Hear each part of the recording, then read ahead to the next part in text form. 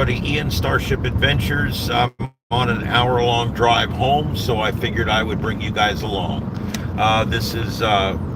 We're in Venice right now, East Venice, and I'm heading back to US 41 so that I can go home. The computer wants me, God damn it, just slam on brakes in front of me. The computer wants me to go I-75, but I don't want to go I-75.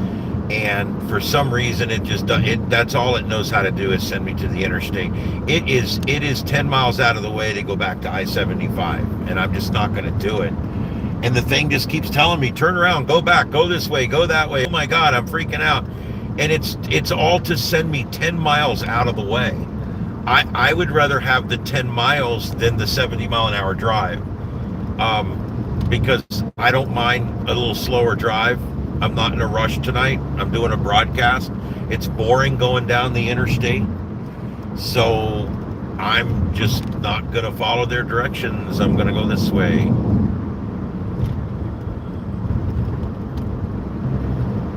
I hate that. I guess I understand it, because when you go this way, there's a lot of traffic lights. But I don't like dealing with. I just don't like dealing with the interstate if I'm just driving home and I'm doing a broadcast. I don't want to be up on the interstate. So that's kind of how that works. All right, so I'm telling you, I'm really challenged right now with this YouTube app. I don't like it. It's terrible.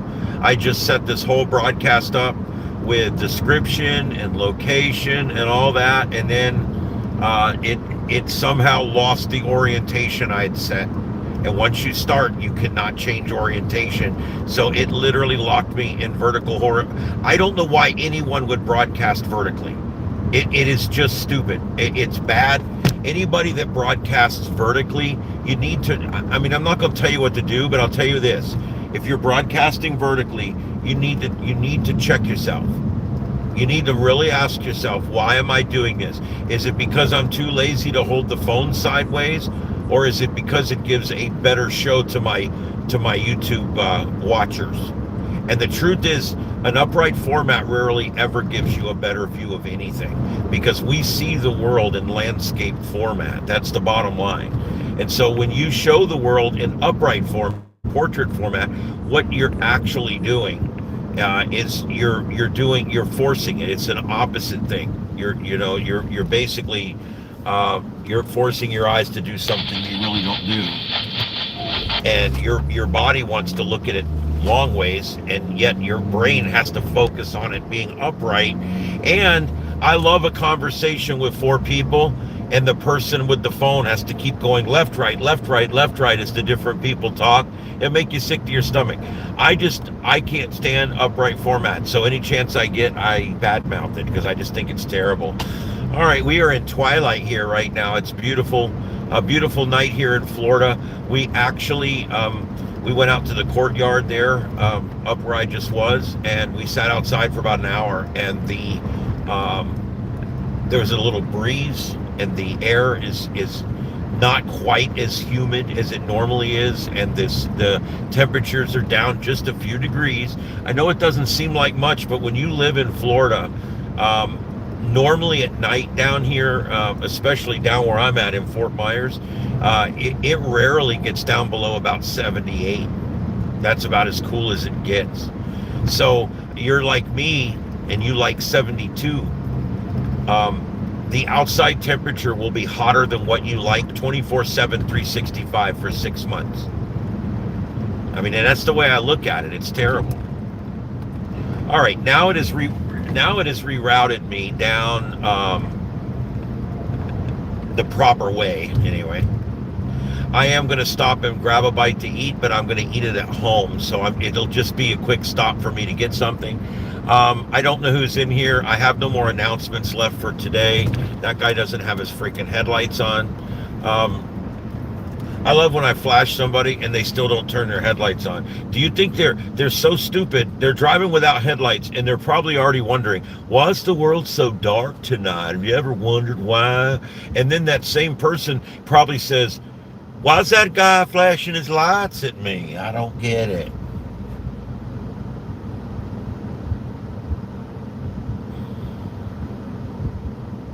I don't know. I'm for little or no regulation, but I'm starting to really have a problem with the drivers on the road. I mean, it's like I almost think that not everybody is cut out to drive. Some people are just really bad drivers. But yet, I don't think that the government should restrict your movement on this planet. So I literally have a conundrum with that. I don't know what to think. I don't know how to think back or forth on that. I don't know. How do I think about that? I mean, is it, I don't want regulation. I think there's way too much regulation now. And we know that writing tickets does not lower fatalities. We actually can prove that with the numbers. We had a sheriff down here that tripled the number of traffic tickets he was writing when he got elected, because he was a traffic cop when he was a cop. And this guy decided that he was going to write everybody a ticket, and he went to zero tolerance on the roads, wrote 3 times as many tickets as the last sheriff did, and the fatality rate went up 13%.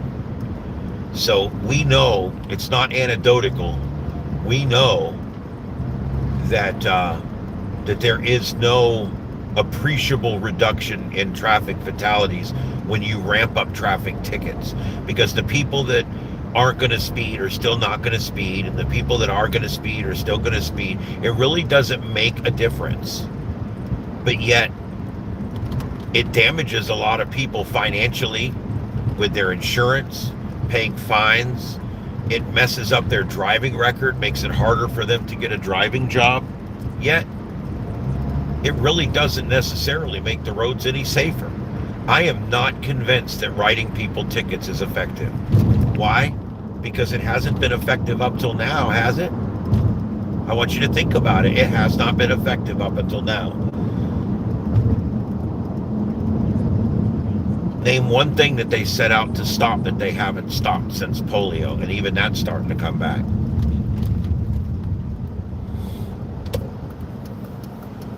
I'm sorry about the streaks. I've got some weird film on this window that I'm going to get removed as soon as I have a day to do it. I don't know what it is. It's like a weird film they've put on this window. I know it's illegal as shit. And I have every intention of removing it. I'm taking all of the window tint off of this car, every bit of it. Who do we got in? I don't see anybody in the chat yet, but I'll be kind of monitoring the chat as I can. All right, so anyway, tonight, I do have a Sights and Sounds tonight, but I'm probably literally this will be the Sights and Sounds show for tonight, because by the time I get home and turn everything on and get the studio set and put everything in and go, it'll be 10 o'clock. So I'm probably just going to do the Sights and Sounds. I'm going to be out driving till after 9 o'clock. So that's probably going to be tonight's show. So hopefully people will find us as we get closer to time. People will find us and see where we're at here. But as you may or may not know, I do the Sights and Sounds of Earth. I'm down to one person in here. I don't know what's going on. I don't know. Everybody tells me it's streaming fine and everything, but yet I'm not getting any impressions from YouTube, and I'm not getting any notifications going out from YouTube. So I'm not doing too well in that respect. I don't know why.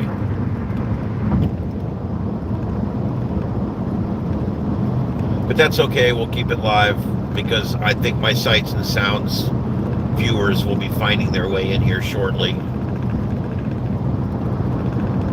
I wish there was a way to set up YouTube broadcasts ahead of time, and then when I go live, just select it and go live. I mean, that would be the way to do it, but it doesn't work. It doesn't. You can't. It kind of looks like you can, but it doesn't work. It's like one of those weird broken things. I've got a broadcast I set up 5 months ago that's still sitting in there, and it never pops up. I never get asked if I never get the opportunity. It just sits there as an upcoming event. I think I finally deleted it, but I'm not sure. Yeah, there's a lot of things YouTube does really well, and there's a lot of things YouTube could do a lot better on, and that's one of them. A better app and a way to schedule broadcasts ahead of time so that when I'm ready to go live, all I got to do is hit that broadcast and go live. That's what needs to happen. But it's all right. So anyway, I on the Sights and Sounds tonight, I wanted to talk a little bit about Charlie Kirk. I know it's been heavy in the news and everything, but there's a few points I do want to make that I think are amazing in a way. Whether you like or dislike Charlie or what he was doing for or what he stands for, you still have to be amazed by who he was. And I don't know. I think that I think we have awakened the beast here. I mean, I think that when this guy did what he did, he actually he killed Charlie, but he actually helped Charlie's movement. I don't know if you guys have seen, but Turning Point USA, which is his nonprofit that he runs, where they set up conservative groups in high schools and colleges all over the country and universities, because that's where the brainwashing starts. And they set up these things all over the place, and schools and everything, and they have groups and meetings, and they do fun activities, and they allow kids to have an option other than just liberalism. Because in a lot of universities and even in a lot of high schools, the liberal point of view is the only point of view that these children are offered. And I have no problem with offering them the liberal point of view as long as it's offered fairly, but it never is. And it's indoctrination is what it is. And so I think that if these people, especially all these airline pilots and school teachers and CEOs and nurses, if all these people feel that it was worth celebrating this man being assassinated, they are actually celebrating probably the worst thing that's ever happened to them. Because what's going to happen now, and I'm telling you guys, we have seen Turning Point USA triple the number of groups that want to join. They had, I think, 11,000 groups nationwide in high schools and colleges and universities and trade schools and everything. They had 11,000, and they've already, in the first 12 hours after his wife's speech the other night, they had 18,000 new applications for groups of people that want to start Turning Point USA chapters in their school, in their university, in their college. That's amazing. That's activism. Again, whether you like, most people can separate the love and hate they have for people in politics and put that aside for a minute and see what's going on, because this is crazy. When the left lost the White House this last time, we thought that was the worst thing that could happen to them. I submit that this is probably as bad to them as Trump getting in office. And the reason I say that is because the outcry, the outpouring that I'm seeing for Charlie Kirk and what Charlie Kirk does has been absolutely incredible, unprecedented. The numbers are staggering. They have collected millions of dollars in 2 days. This will now become the largest conservative reconnecting. I wonder why it was reconnecting. I hope I'm connected again.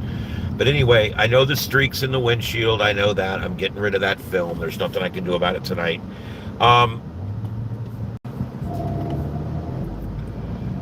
So yeah, that's all I got to say. I'm not getting into the political weeds necessarily, but what I am going to say is if you're on the left and you think this was a good thing for your cause, you are mistaken.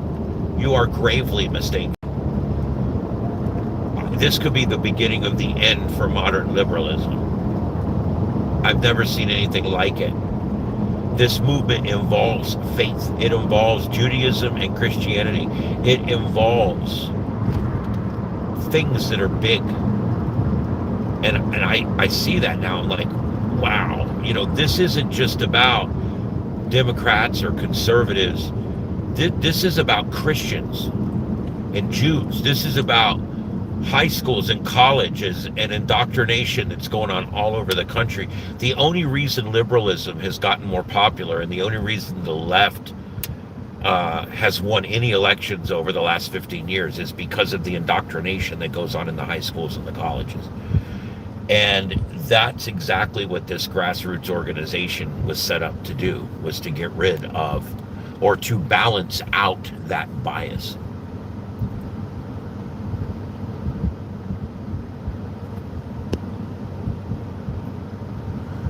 I agree. I can't disagree with that. Um, yes, yes. I was moderate over the years somewhat, but I've always been right of center. But it makes it difficult to even consider their side because they're so off the rails. It's almost like if you want to convince somebody that you've got a good argument, don't act crazy. There's a piece of advice for everybody. It's simple. If you want people to think you're a professional, don't act unprofessional. If you want people to think you're serious, don't act like a hooligan. Okay? Ooh, where did I come up with hooligan? I don't know. Anyway, it's just simple math. And that's where Charlie Kirk did his best work. Man, that's an ice cream place, dude. What the F? That's an ice cream place, and they're lined up out on the federal highway, dude. Holy shit. It said 2 scoops. They must be having some like special tonight, or holy shit. I've never seen a line like that to get in an ice cream shop at freaking 8:10 at night on a Sunday night. That's crazy. Wow. So anyway, that's all I wanted to mention tonight. I know there's not a lot of people in here, but I do appreciate those of you who found me. I have no announcements going out because I put on some streams this morning. Starting tomorrow, I'm going to be moving all of my streams over to the backup channel. I have come to the realization that that's what's hurting me on the algorithms, I believe, is all these backup, all these live streams that I'm doing. What they're doing is every time I go live with a live stream and no one goes there for a while, what ends up happening is it drives my algorithms down, not up. And also, when I put out 2 or 3 live streams in the morning and I leave them on, except guess what happens? I no longer get any announcements. So when I go on later with a live drive, or I go on later with the sights and sounds, it doesn't matter because I don't get any announcements that go out at all. And so, like right now, I've got 4 people in here. Nobody even knows I'm live. So it kind of sucks, and because of the way the app works, I have no keywords, I have no description, it's a big mess, and I don't have a thumbnail. So that kind of sucks.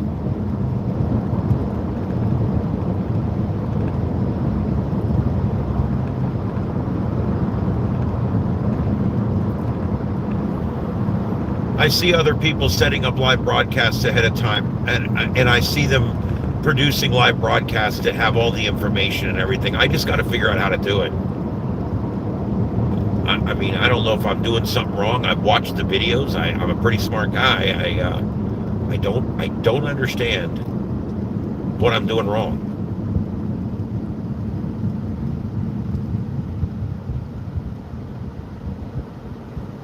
Next weekend, either Saturday or Sunday, I'm going to be taking a live drive during the day down to the beach, Fort Myers Beach, and we're going to also do, I'm not paying the toll to go out to Sanibel. They got a cover charge on that island. It's so richy. But we are going to go to Fort Myers Beach, and we're going to do the whole long axis of the beach, and then we're going to do Bonita Beach as well. And then I'm going to live drive you guys back up through Bonita Springs and all the way back up 41. And there's going to be a few things we're going to look at. I may make some stops on the way back up too. But when we're down at the beach, I'm going to stop and actually get out of the car, and I'm going to discuss some things about the storm, I'm going to show you places that used to be there that aren't there anymore, and most of the big ships and all that were inland are all gone now. But there's still some things to see down there. But also all the empty land down there, prime land that's sitting there empty. And we're going to talk about how all the eclectic shops and all that have been washed out to sea, and because of that, big corporations are now coming in and buying it all up, and it's going to be just like Fort Lauderdale or Miami Beach. It'll all be big, heavy commercial. Will end up being what it is, unfortunately. It'll be nice, but it'll be expensive, and it'll end up bringing a little higher class of people out there, which is not necessarily always a good thing. I don't know. We'll see. Fort Myers Beach might see a new peak, because once these places are built and everything's going, there will be more revenue on the island for sure, and maybe it'll make it a better place. I know since the storm, they've got recall elections going on. There's all kinds of corruption and bullshit going on. It seems to be like pretty typical shit out there.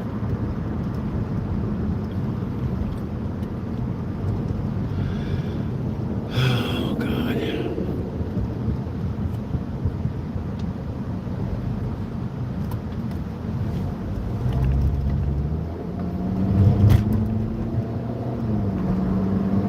El Joe Bean. Dude, God damn it, I got over in this lane to get past you. So kiss my ass with a stick. What the fuck? I swear I just... anyway. This is why it tries to route me on the interstate. Because even though this is like 10 miles out of the way, the interstate would be 10 miles out of the way, but it's still 3 minutes shorter. And that's why. Because at 70 miles an hour with no traffic lights, you can make up those 10 miles.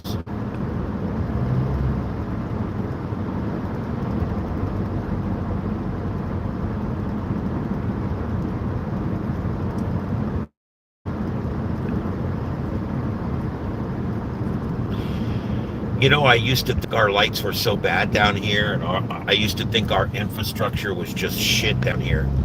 But what I'm finding out is that it's a lot worse in other places.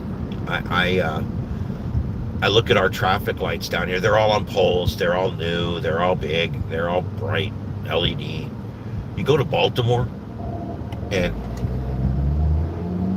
it's like traffic lights from the 70s and shit, with the lamp bulbs glowing in there, and they got mercury vapor street lamps that are 45, 50 years old, half of them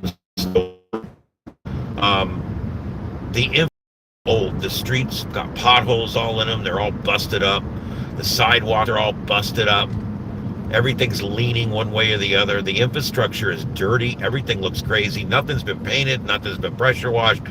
And I was up there with somebody that grew up there, and they're like, yeah, that's just the way it is up here.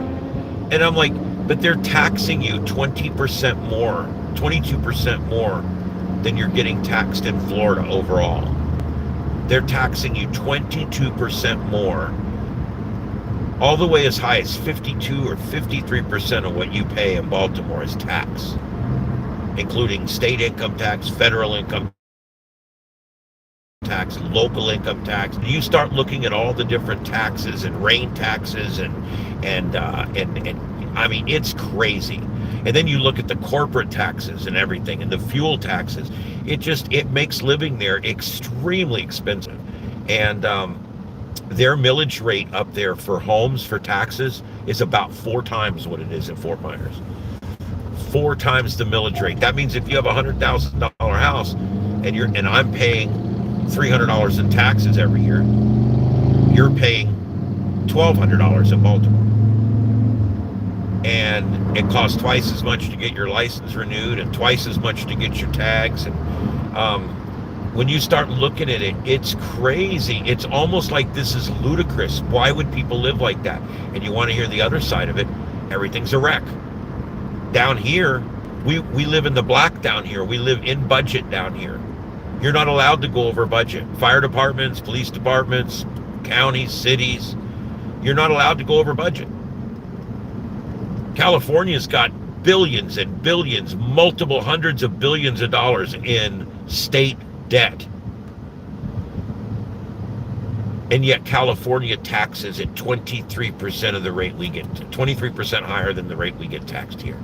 It's crazy when you think about what goes on with this crazy taxing that we have. There's just no reason for all that taxing. There just isn't.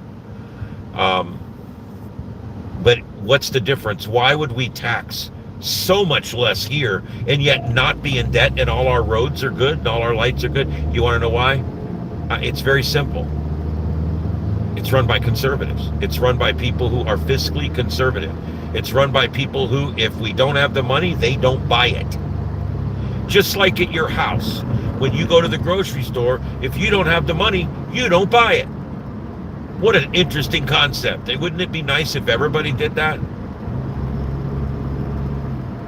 And that's why I say the Civil War is being fought right now with U-Hauls, and you move to the state you like. If you like debt and you like paying a lot of taxes and you like a lot of regulation and a lot of rules and heavy government, there's states for you. If you like low taxes, lots of freedom.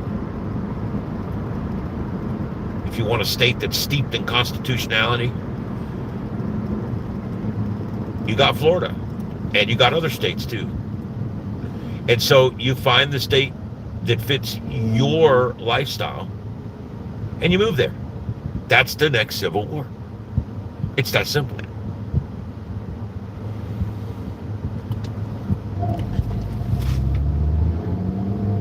And I'm not saying one's right or one's wrong. I'm just saying if you like California, if you like this spiraled straight to hell, go get on the boat. See how it goes. You know, every piece of information you could ever need is available. You can even have AI compile the data for you, and look at the data. Look at the data. I'm not saying take my word for it. Look at the data. Move to a state where you're going to get the most bang for your buck. It's like, let's say you're just retiring, right? And where am I going to retire? Do I want to retire to Georgia? Do I want to stay here in Maryland? Do I want to go down to Florida? What do I want to do? Do I want to go to Texas? Where do I want to move? Well, it's easy to pop that in, to lay out your look at your taxes and lay that out with those 4 states that I mentioned and see where the cheaper one is. What's the cheapest for you? Because the bottom line is, whatever you can keep of your pay, whether your pay is retirement money, whether your pay is pay, or even whether your pay is some kind of subsidy or something, if you are taxed less, you get to keep more. That's the bottom line.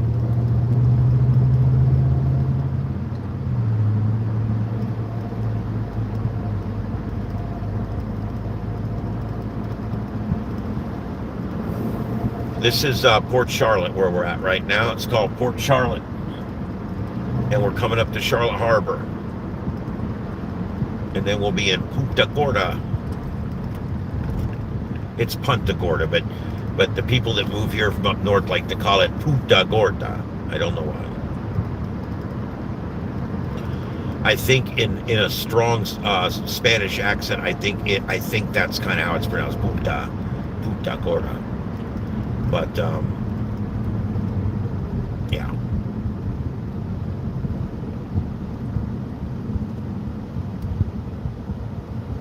Again, these lights are not synchronized. You can see we stop at this one, then we stop at the next one, then we stop at the next one. All these lights should be synchronized. There's no reason for them not to be synchronized. It also just turned green for over there. There's nobody over there. I guess there was one car over there. So this light just stopped 150 cars to let one car go across the road. You have to start to wonder, what's the better way to do this? And if the lights were synchronized, everybody could just sit and wait for 5 minutes, and then we turn everything red at one time, And that way you can drive down the entire length of the road, but you actually only get caught twice. Oh, I had a few chats here. Let's see. Junior, hey, what's up? Yeah, the only thing we've seen so far that's been worth reporting is a line with 25 cars in it waiting to get into a little ma and pa ice cream shop.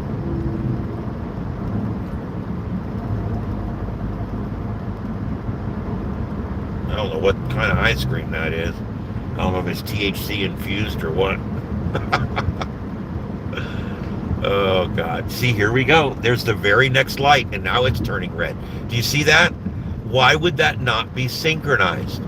I just stopped and waited through that entire fucking light back there. And now I have to pull up and wait through this entire light up here. Those should be synchronized. It's just stupid that we have to deal with this. And now that this one's green, guess what the next one just did? It's red. There you go. There's the next one. There's the next one. It might turn before we get there, hopefully, but I doubt. Oh, wait, the next one just turned red. Oh, yeah, the next one just turned red. These lights are literally timed so that you have to wait through every damn one of them. It's ridiculous. Is this the best we can do? All this technology, is this the best we can do?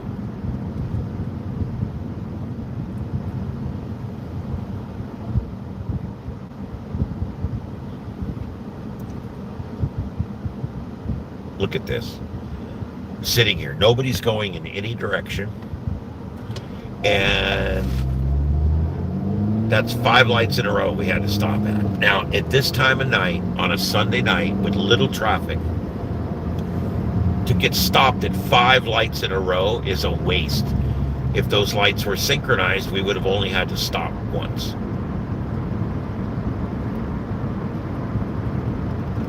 Oh, let's see here.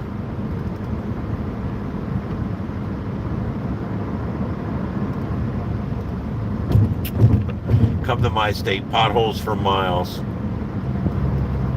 We don't have potholes down here.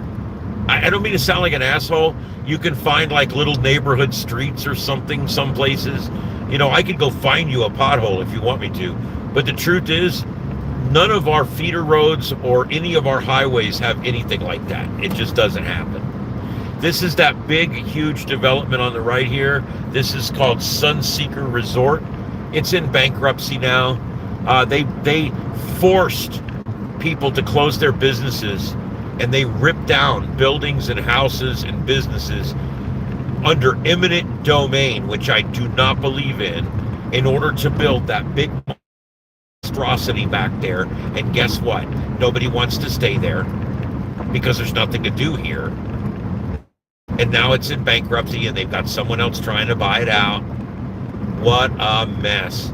It took them 5 years to build it because of COVID and hurricanes and everything else. It's the damn thing. And what a mess.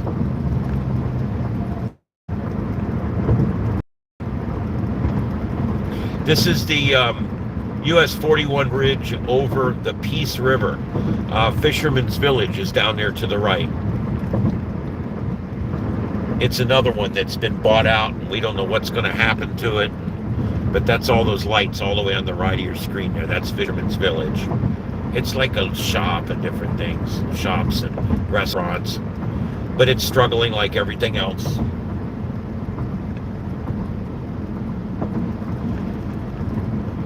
It's all wooden structures, and it's all reaching 30 years old now or something, and it's built out over water. So you've got an issue with things just aging. They age very fast around brackish or salt water. All right, let me see what else you guys are saying.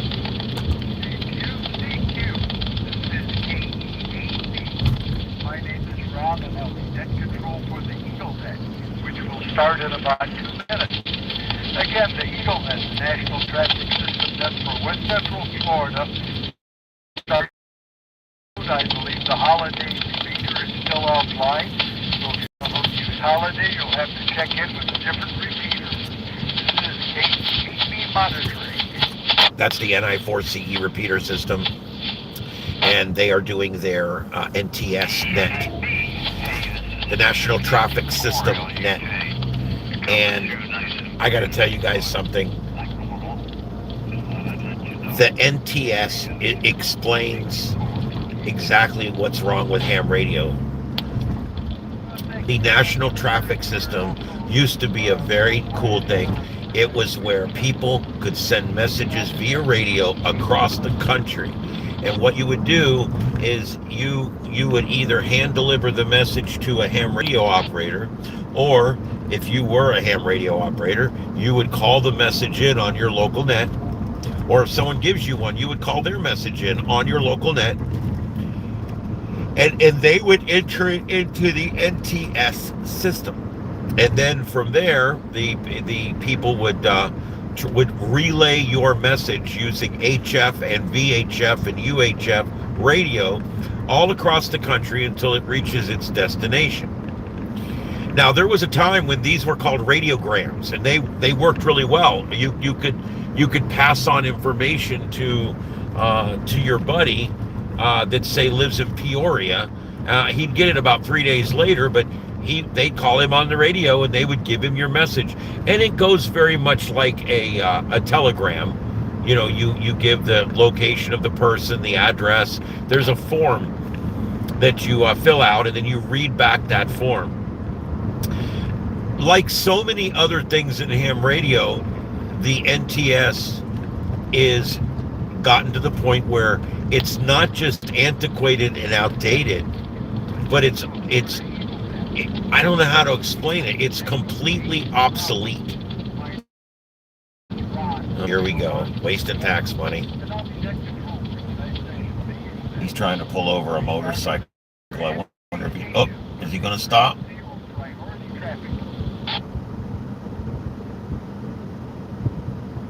I don't know that motorcycle stopped. I think he took off behind that building. Nope, no, he's pulled up in that parking lot over there. All right.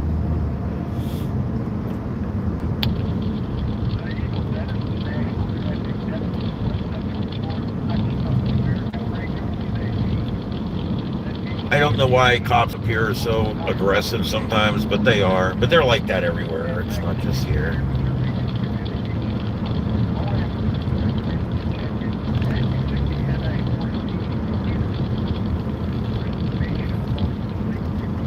I don't know why this guy coming up beside me in such a fucking hurry.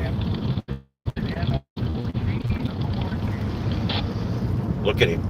There he goes. He's in a hurry for something.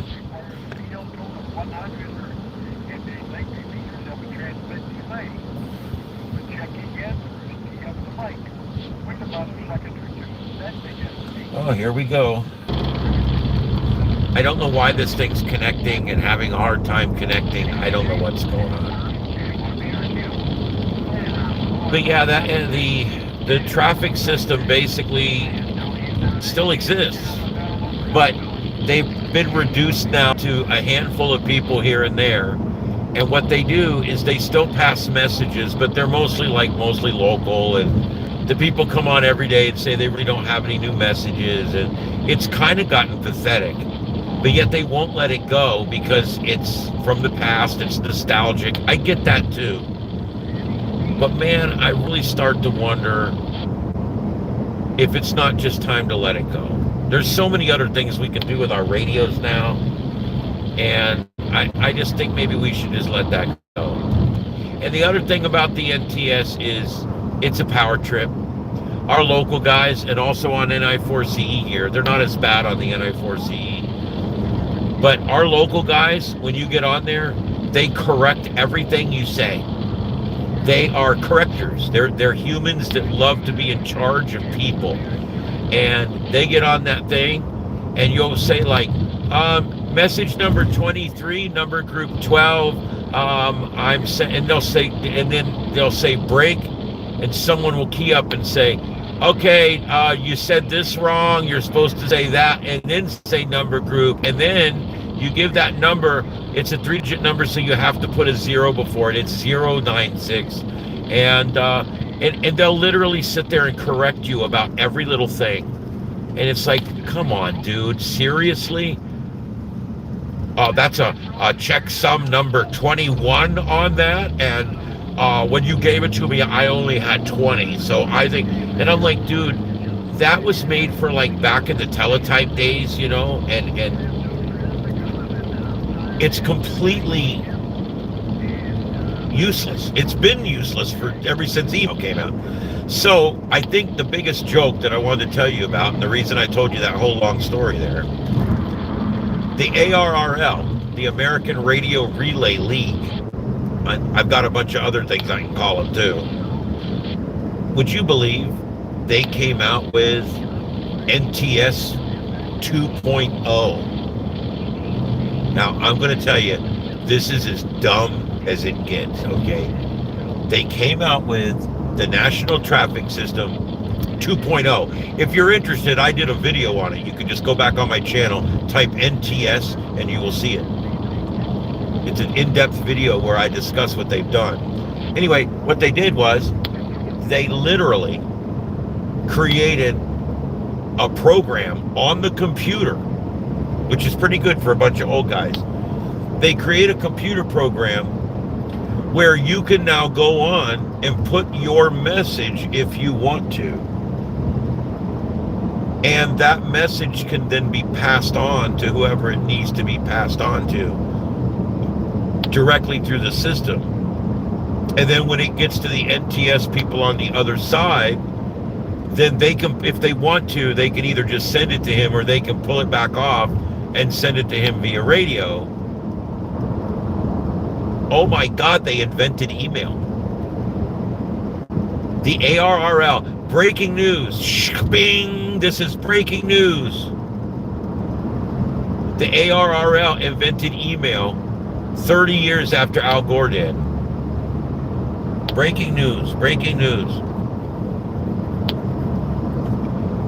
I'll never understand that whole thing. The HOA of the airwaves, except unlike your HOA, they really don't have any power.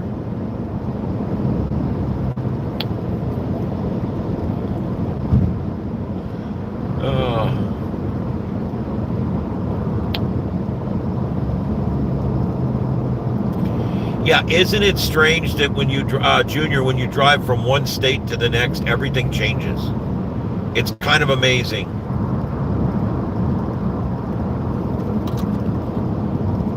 There's some inner cities in Pennsylvania and Maryland and places like that where it's just, the infrastructure is just literally falling apart.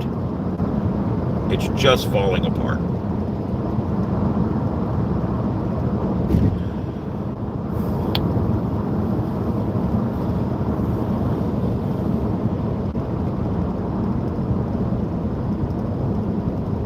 Down here, it's not the case.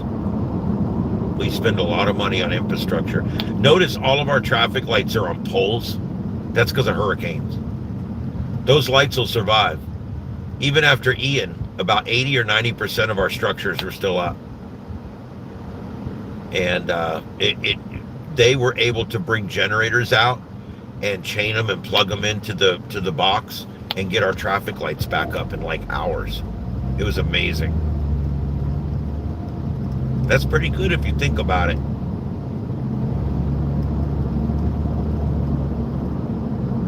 You can do stuff like that with LED lighting because you can run that whole intersection on what, 3,000 watts or something or less?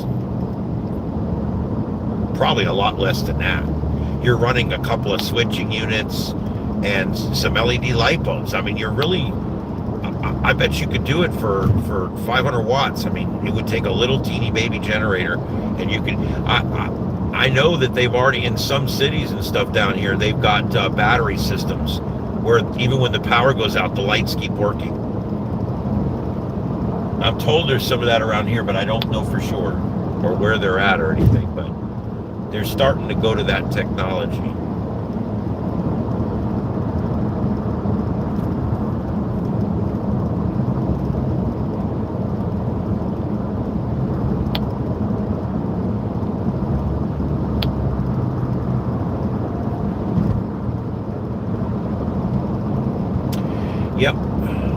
Well, move on to Florida. We'd love to have you.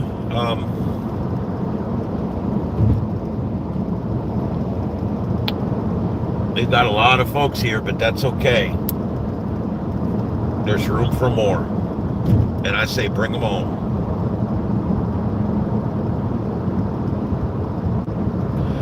Yep, and our constitutional carry was just challenged in court.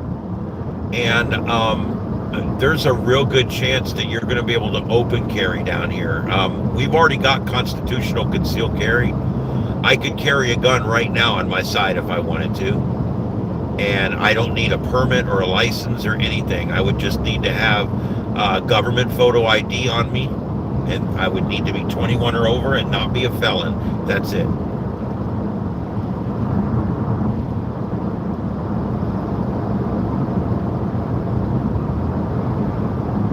And you know what? They went to constitutional carry here 9 months ago, and everybody said there was going to be mayhem. There would be crime in the streets. The crime rate in Florida's gone down. That's what people don't understand. The more people that have guns, the less crimes happen. It's a fact. Look at the crime rate in towns. Look at the crime rate in New York where guns are verboten.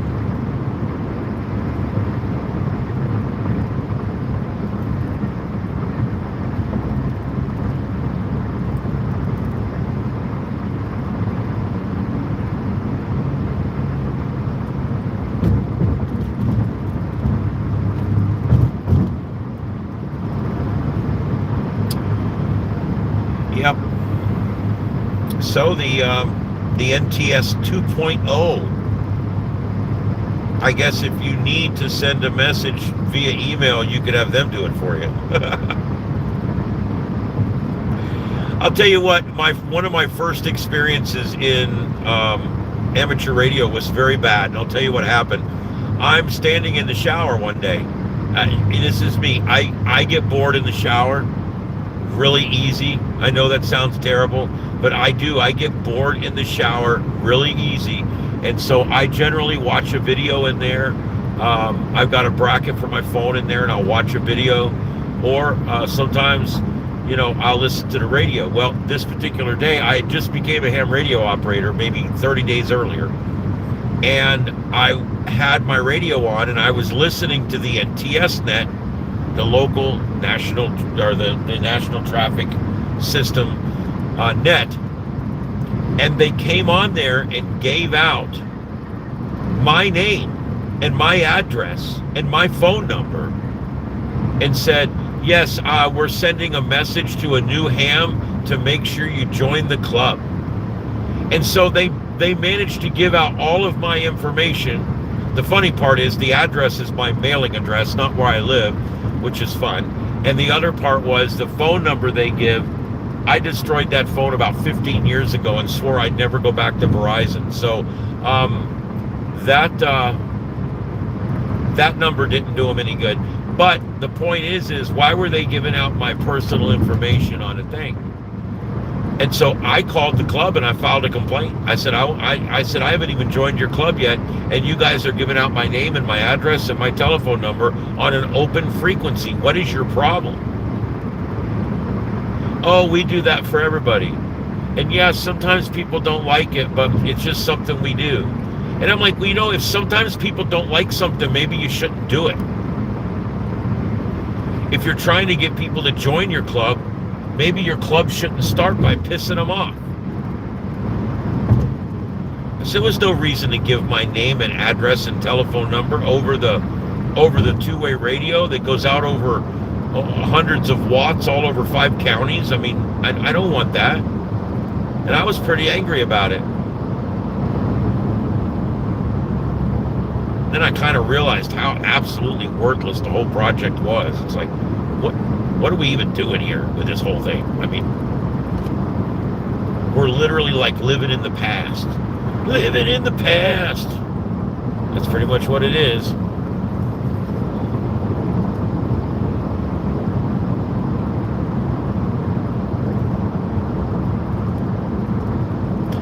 Down here, one of the funny things, they put call boxes on the interstates so you could call for help from a call box. They put those call boxes in right about the time cell phones became really popular. Again, the project took so long to get going that by the time the state put it in, the boxes weren't even needed anymore. All right, I just passed the Charlotte tag tracker, which tracked me out of the county, and now I just passed the Lee County tag tracker, so I have been logged into Lee County. So now they know that my car and me is in Lee County. There it is right there. That's the Lee County tag tracker right there. We just passed it. So I have now been scanned out of one county by one law enforcement agency and scanned into a second county by a second law enforcement agency. Is that okay with you guys? Is that okay that they literally photograph my car and retain my information forever that I drove down this road at a certain time? And when people say, well, if you don't do anything wrong, then you have nothing to worry about. Really? Is that really how it works? Do you really believe that? Because I got news for you, okay? My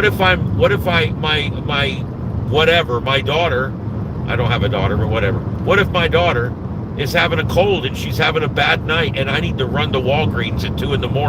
and if you can find anything, it's still open in the middle of the night, and I got to run and get some Robitussin or something. Okay, no problem, right?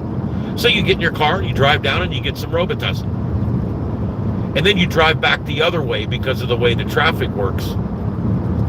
So what they see is they go back and look, and this guy was killed at 2:35 in the morning.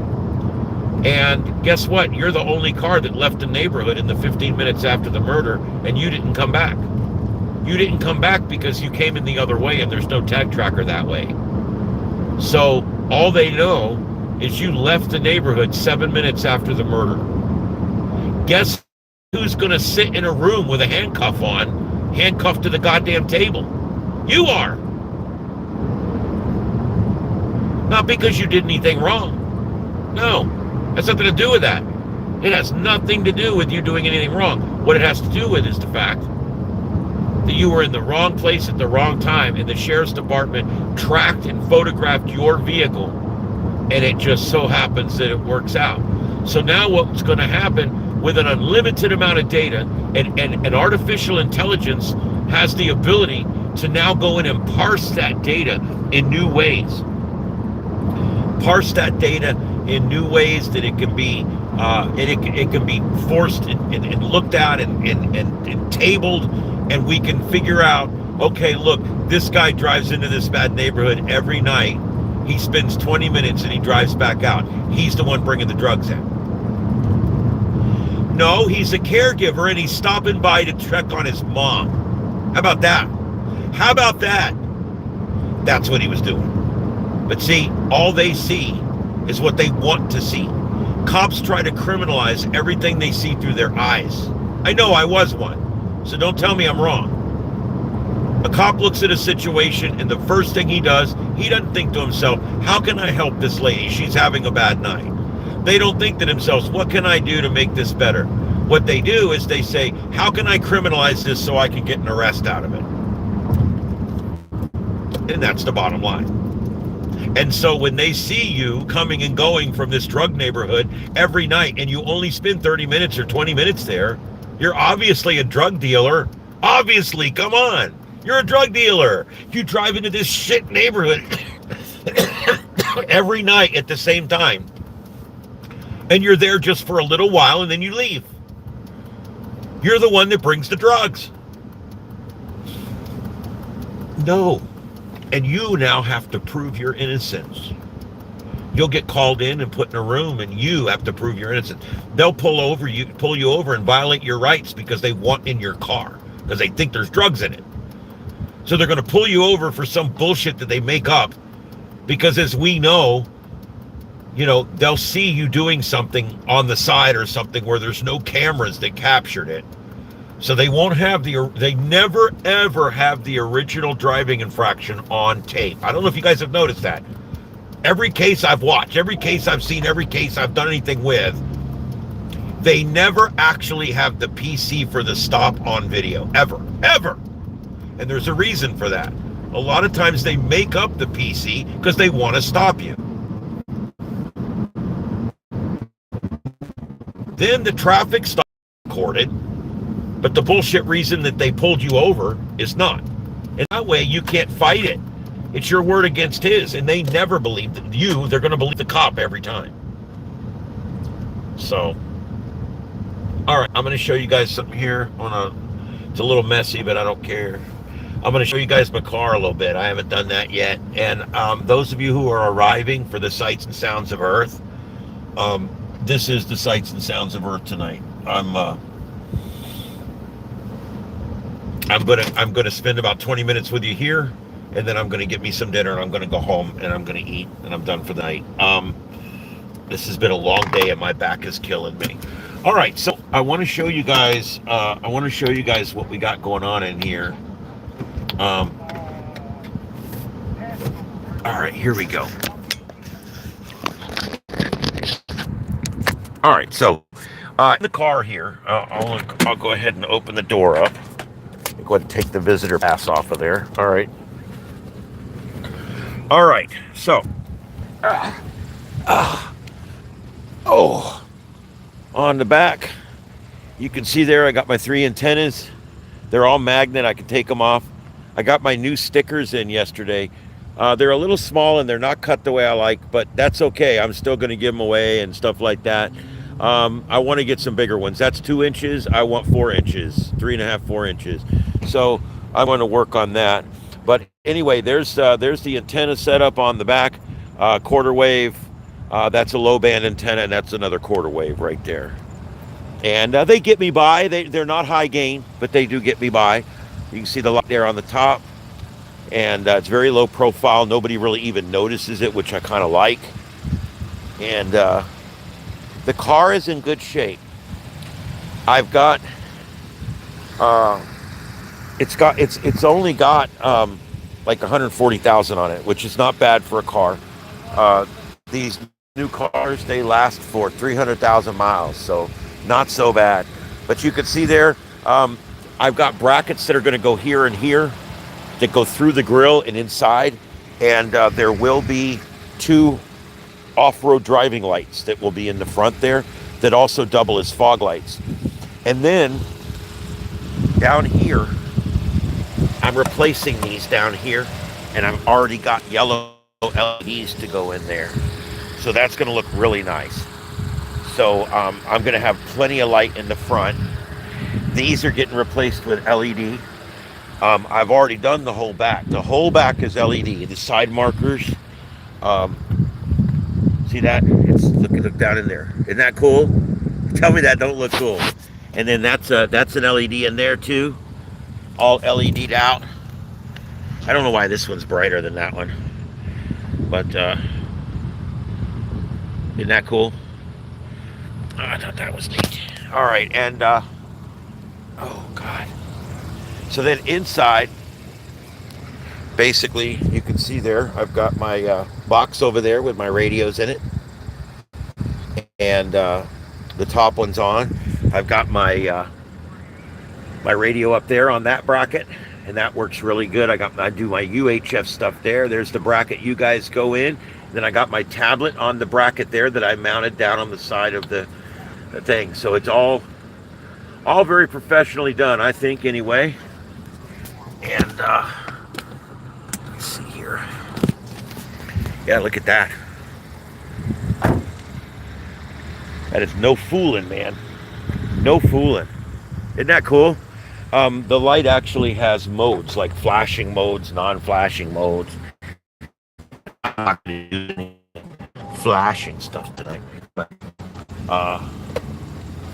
and then I put these really bright high beam LEDs in there. Look at that. Thanks, I appreciate it.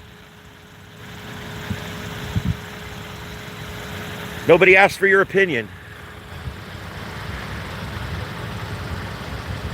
Doesn't it look cool?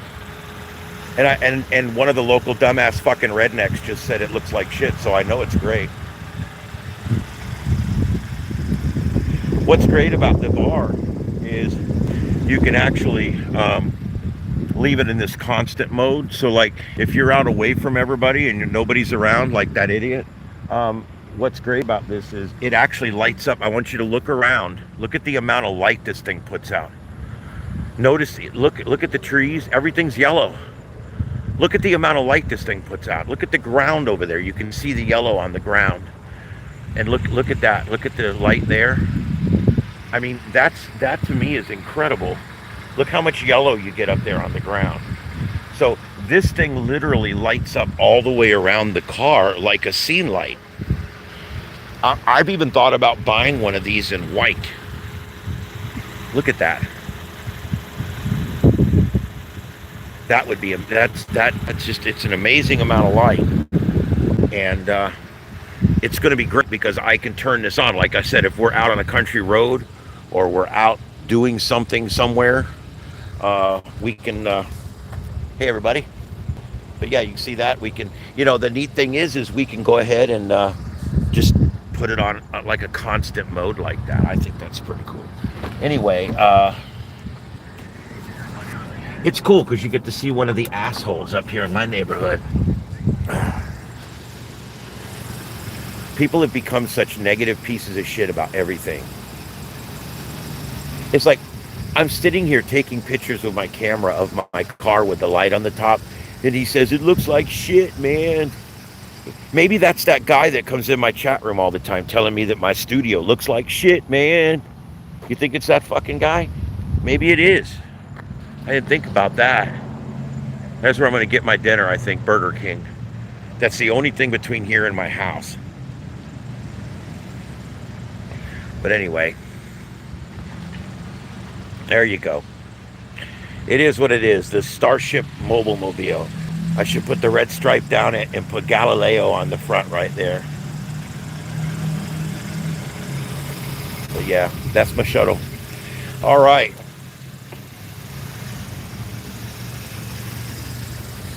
And there's the inside.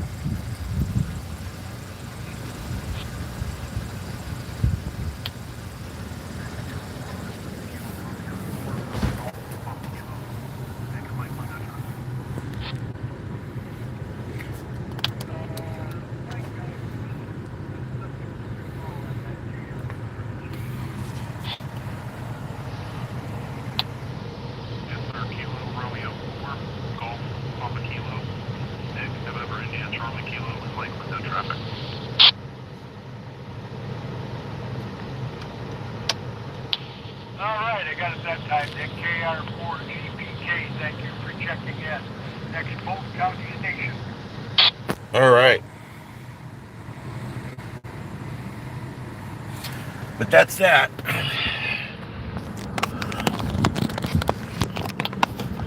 Nothing heard. All right. Guys, is there anything else? Like I said, I know it's a bit of a cop-out, but I'm done after this tonight.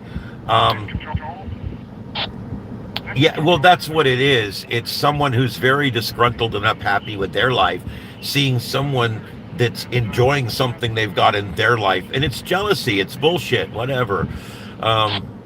Yeah, it probably is a person nobody likes. Yeah, well, I yelled back at him. I challenged him back a little bit, and he just kept on going because he don't want to, And I don't pick fights generally, so yeah. I don't care. Whatever.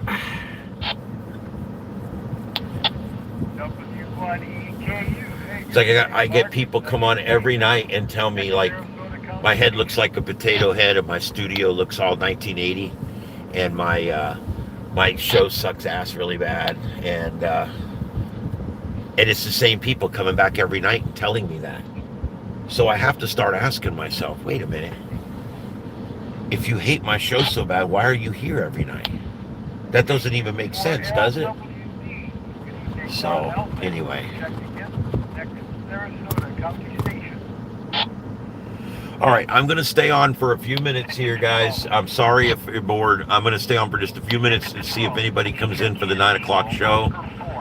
We normally do go on every night except Saturdays at 9 p.m.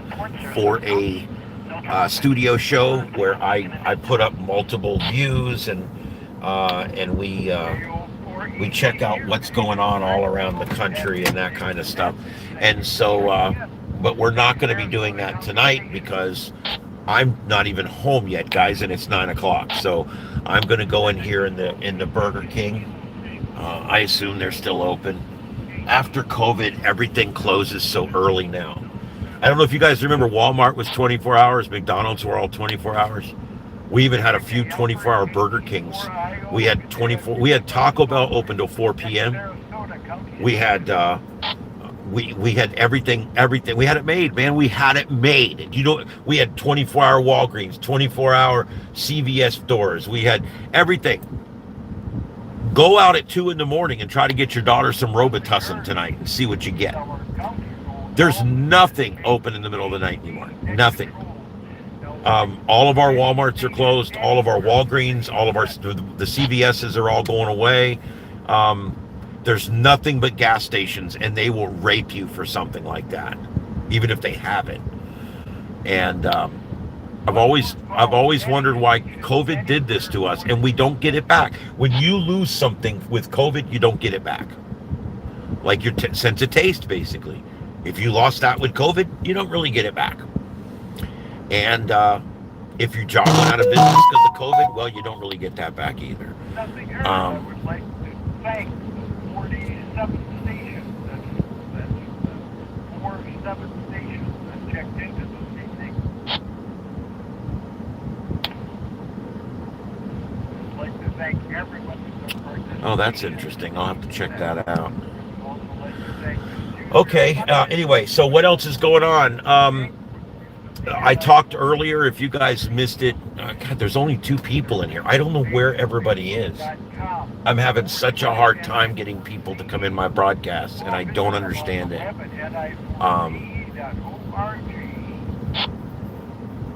I've been doing this a while, and I normally get much better numbers than this.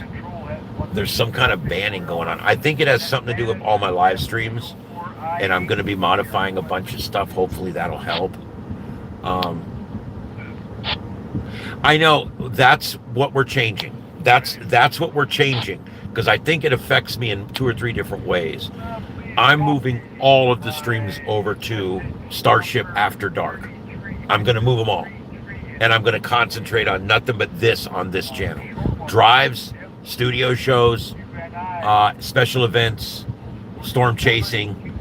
That's what we're going to do on this channel, and that's it. I'm not going to go live on this channel unless I'm actually live. And what that'll do is you can turn the bell on, and you won't get a bunch of notifications. You'll get just the one when I go live at 9 o'clock or whatever.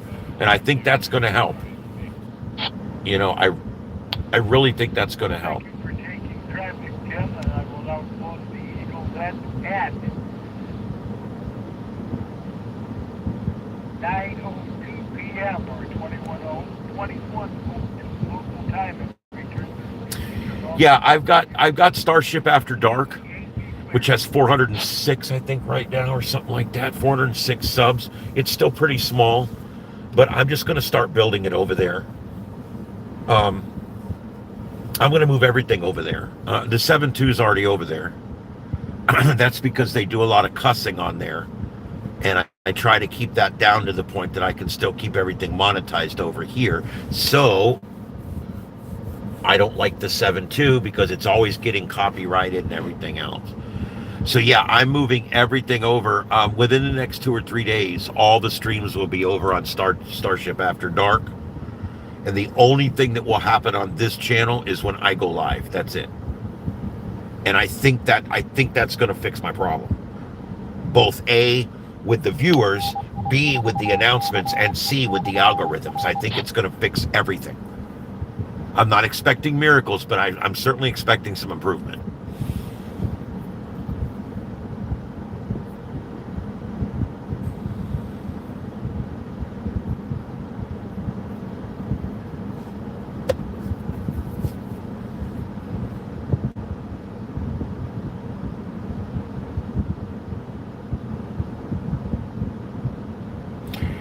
I think the neatest thing about that light bar is the fact that it's so freaking bright, dude. It literally, when I turn this light on, solid like that, I see everything light up. I see, look at the amount of yellow. That's off and that's on. Do you see how bright this fucking thing is? I mean, it is bright and it shines all the way around the car that way. So what'll be cool is if we're chasing stuff or we're doing stuff, we're out, that gives me more light I can turn on so you guys can see what's going on. And if I'm eventually going to get a moving camera for the roof that I can spin around 360 and go up and down, and when I get that, that'll be even better for that too, because it'll put light out the sides and the back so you can see everything. And then if I'm in a really heavy storm, I can flip it over to a flash mode where it just flashes. Not like cop lights. It'll do that too. It'll do almost anything. It'll go like arrow left, arrow right. It'll do all kinds of stuff. All I really care for it to do is if the rain's really bad, it's just going to alternate back and forth, left, right, left, right, left, right, left, right. And then if I need the scene lighting, that's the other thing. The scene lighting is amazing on this thing. And I bought this thing for $50. I mean, it's not that expensive.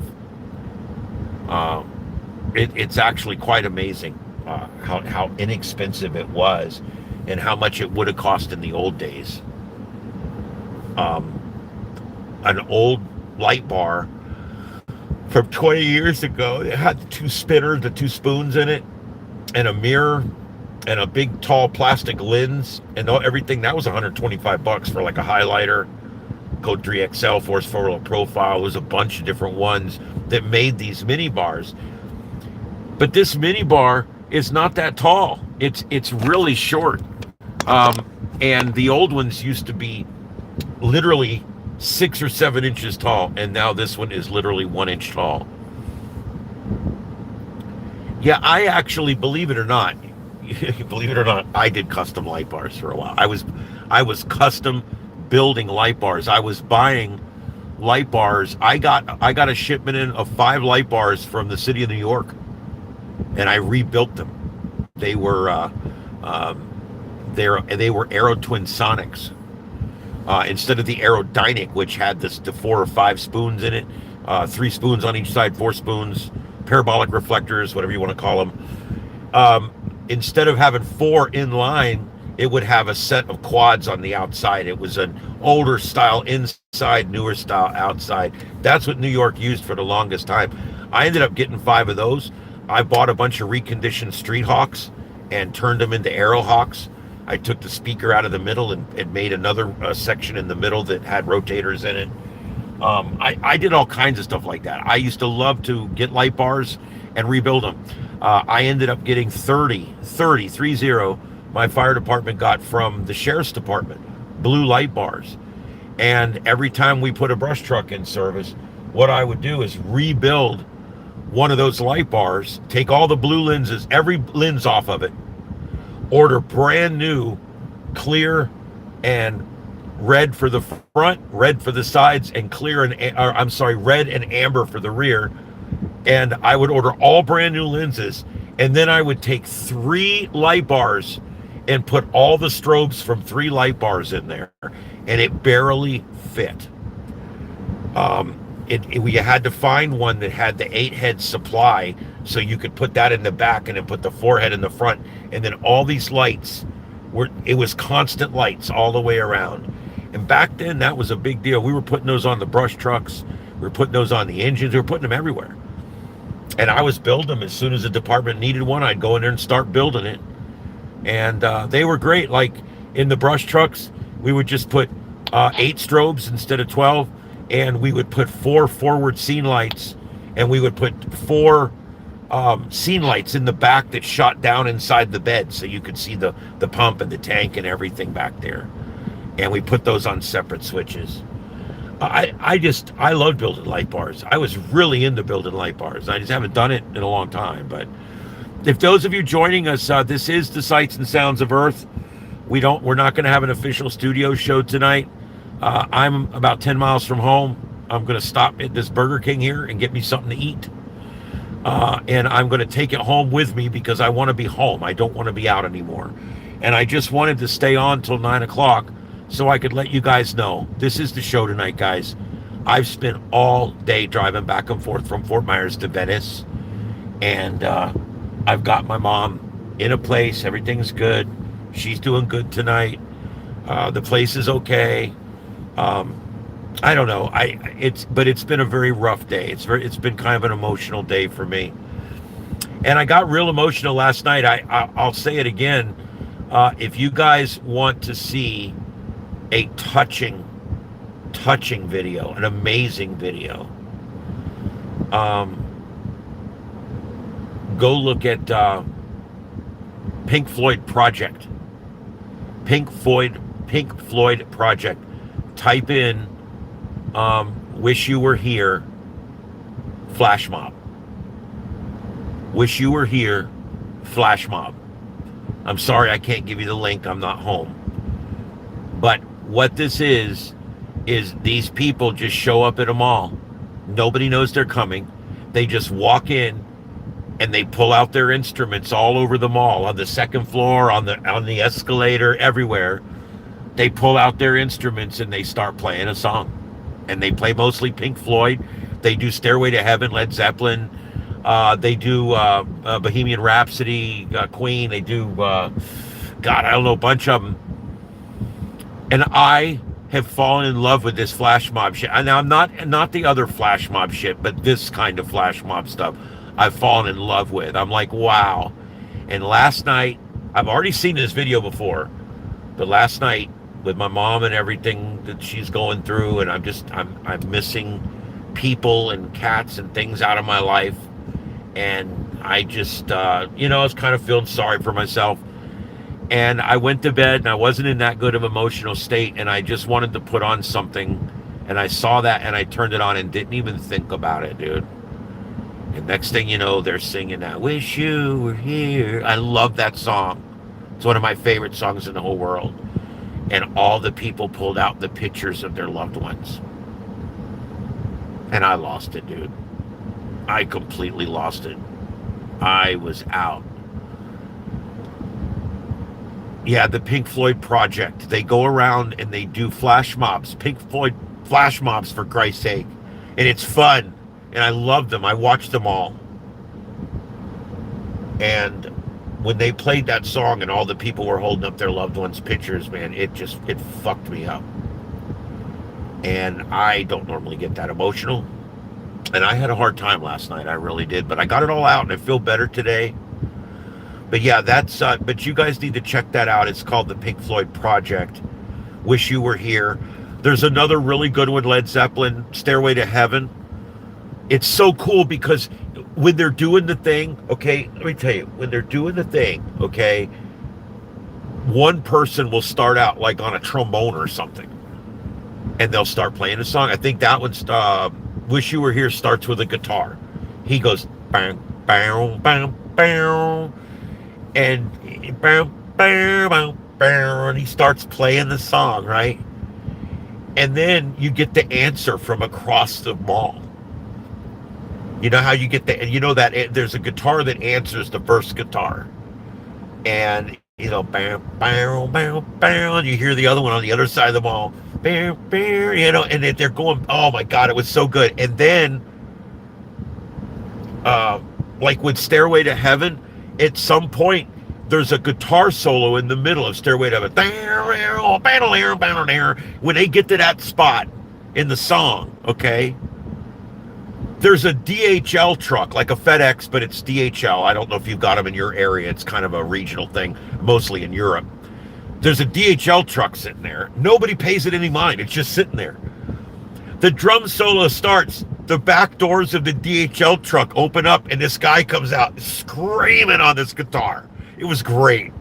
They're singing it. They've got mics, different people singing different verses. A chorus pops up and starts singing the chorus line towards the end.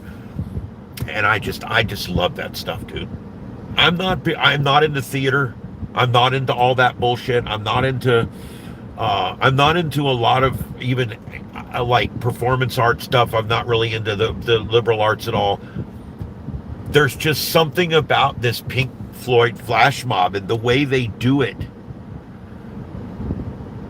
I don't know. It's really good. Something else I kind of got hooked on mildly a while back. There's guys that go to malls and they put a piano in the mall. Have you guys seen this? They put a piano in the mall. It's just an upright. Sometimes it's a grand, whatever.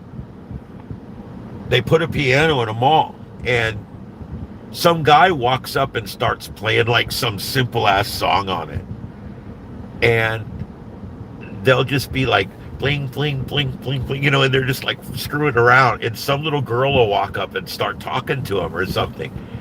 And he'll go, watch this. And he'll just start wailing on that thing, man. And everybody in the mall like stops and looks like, what the hell? Oh my God. And I fell in love with those. And sometimes they'll get 2 or 3 people together and they'll just show up as random people. They're not, but they show up like random people. And they walk in and they one will sing and 2 will play the same piano at the same time, and they're doing the whole thing. And I've kind of fallen in love with that too. I like that. I really like that.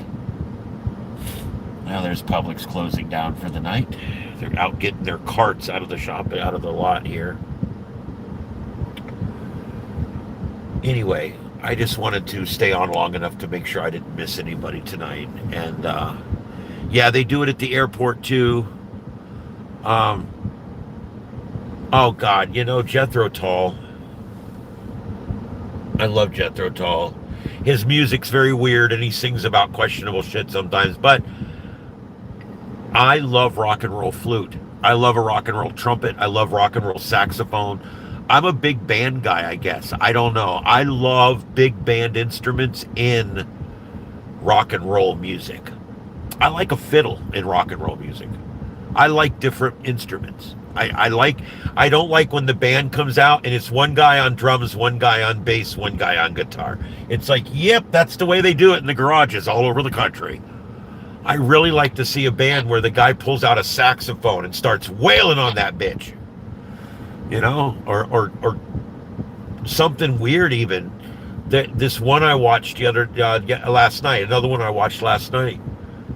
The guy's just out there with a big, huge bass violin. I think they just call it a bass. I'm not sure. And he's out there, boom, boom, boom, boom, boom, doing his thing. And this woman just comes walking out. She's got a fucking oboe. I think it's called an oboe. Or is it a bassoon? It looks like a big old overgrown clarinet, and you play it from a tube that comes out of the middle. I think it's a bassoon. But anyway, she's got this thing, and she just starts wailing on it, dude. And then more people show up. Next thing you know, there's 150 band people out there singing and playing it. And this was over in England somewhere, in some big cathedral. It was just amazing. It was out in the courtyard. It was just amazing. I just love stuff like that. The look on people's faces when it's all happening right around them, you know? I love that. Anyway.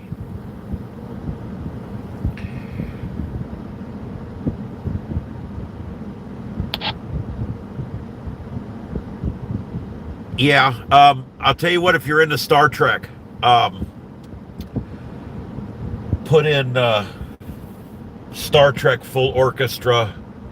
I'm trying to think. I don't know which orchestra it was. It's the one where they're shooting the pictures of the ships up on the back wall behind the orchestra. If you can find that one, I sometimes will put that on and just let it play while I'm doing my work. They start with the original series, and they actually have the woman come out and sing it. I mean, I know you guys don't know. I don't know if you know this or not. The original opening was a woman singing. She was singing, you know, and that kind of has gotten lost over the years. They actually had a woman come out and sing that part live. I thought that was amazing. And they did all of them. They do Next Gen, they do Deep Space Nine, Voyager, Enterprise. They do the movies. I love that some of the movies have great. Star Trek 2 and 3 have some of the best music. Part of the reason that Star Trek 2 is one of the best motion pictures ever made is the music. That score was one of the best ever. and they play that. They play Star Trek 4 had its different score, da da da da da da da da, had its own kind of, totally different kind of music. And then 5 was very dark, do do do do do do, and it was very dark and ominous. And they're all so different and so awesome. I just love all the music. And then it even played the J.J. Abrams music, which is good. I love the music from the J.J. movies. And all that wonderful, wonderful Star Trek music is just all playing. It was just amazing. I don't know. I really liked it. And they showed all the special instruments. When they played Star Trek the Motion Picture, they actually had that big piece of metal, that rah, and all that. It was really cool, dude. It was like they're literally getting right into playing all the specialty instruments and everything else. And I was impressed by it. I'd be happy with them playing Star Trek, but I'm a geek that way. I think Star Trek has some of the best music that there ever was. People all know Star Wars, da da da. I'm sorry, but the Star Trek music's much better. I like Star Wars music too, but the Star Trek music's much better.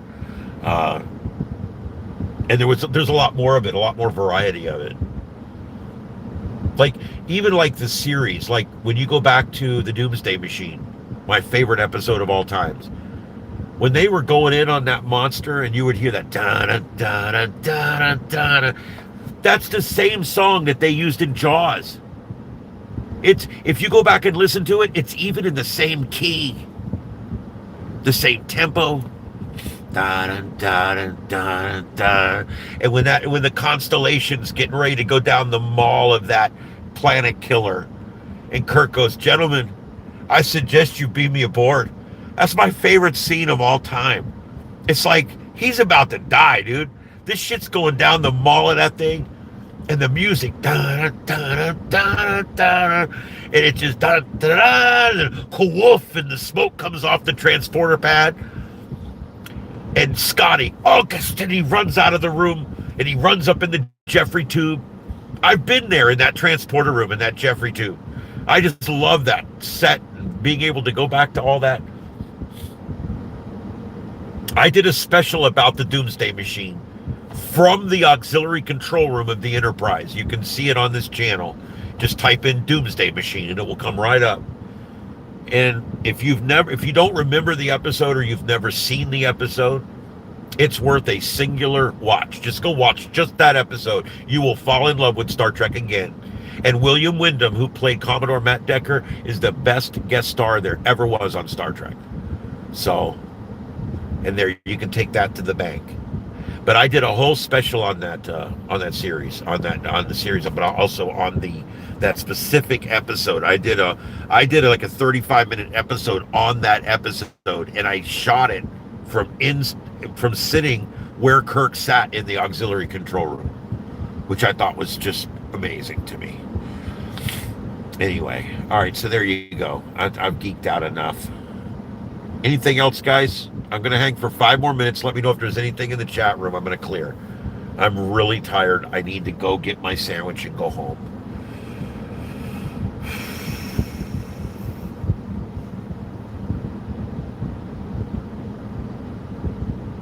I'm really tired.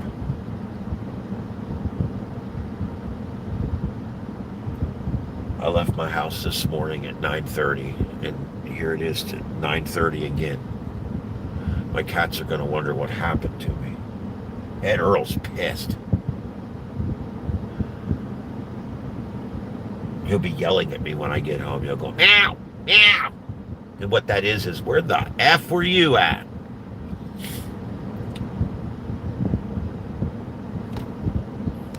Guys, this coming Saturday or Sunday, I'm going to be doing a long drive.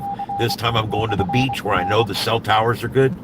And we are going to do the live drive. I'm going to have all this stuff set up. I'm going to do it just like I did it this last weekend, except this time it'll work because I know the phone will continue broadcasting. I got past Fort Deneau yesterday, and the phone went out. That was it. I drove all the way to LaBelle. And once I got in LaBelle, it came back enough that I could go back on and stream again. And then I had to take the big highway home because if I went back on the back roads, it would have just cut off again. So I streamed back on the way home, but I didn't get to do the drive. We didn't get to go around the lake or any of that. And I don't know that we're going to be able to until I get a much better system. There is options out there. There's a system that takes two different SIM cards and has two antenna ports, and I can actually put antennas up on the roof of the car. And that's probably what I'm going to end up doing.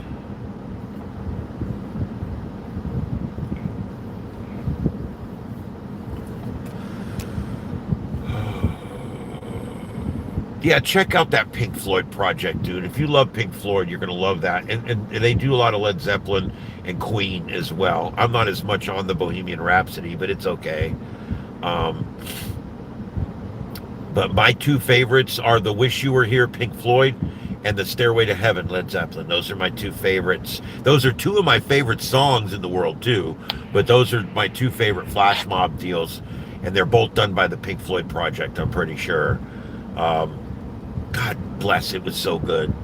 And when that Wish You Were Here is on and they start holding up the pictures of their loved one, watch it. I mean, it gets me. It gets me sometimes. I have to be careful with that. I'll start missing the things that I love in this world. And it is what it is.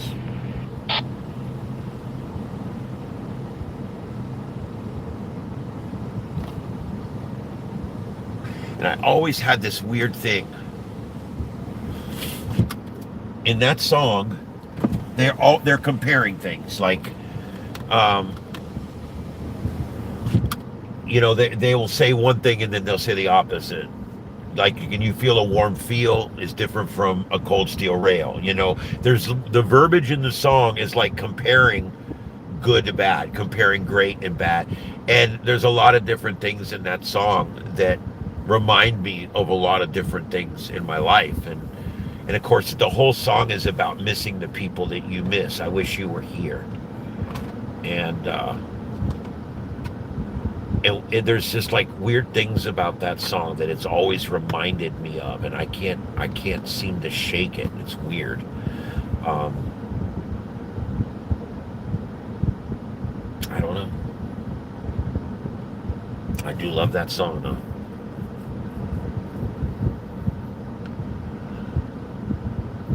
Next time you listen to that song, really listen to it.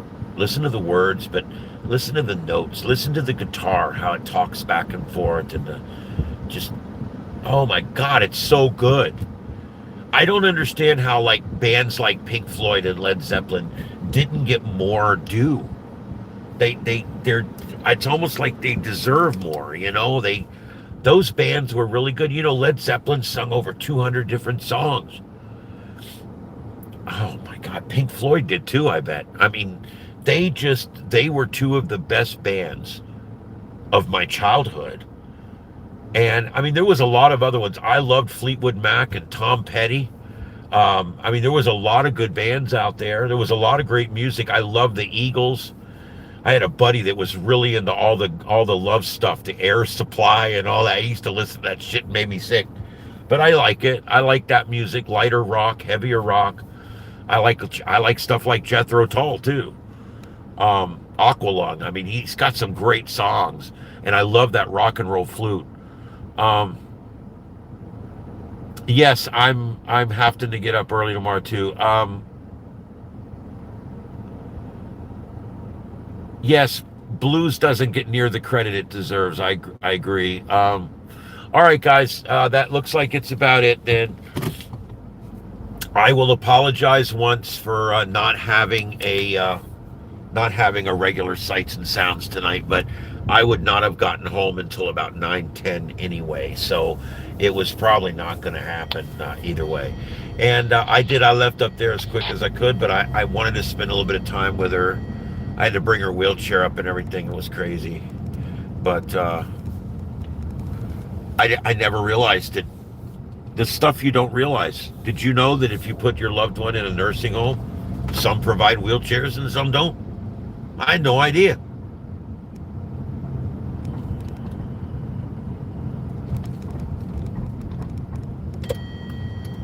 So anyway, all right, I'm gonna go visit the Burger King.